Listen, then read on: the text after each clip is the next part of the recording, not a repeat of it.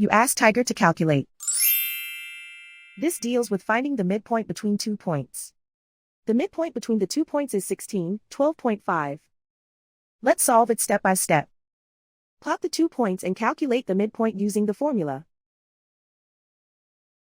The coordinates of point 1 are, x1 equals -23, y1 equals -52. The coordinates of point 2 are, x2 equals 55, y2 equals 77. PM represents the midpoint of the 2 points.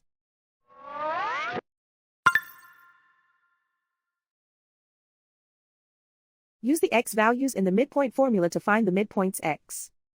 x1 equals -23. x2 equals 55. Simplify the arithmetic.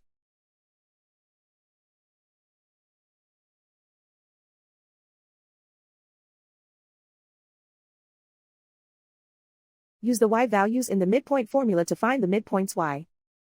y1 equals -52.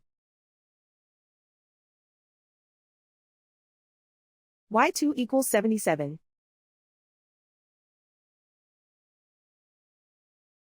Simplify the arithmetic.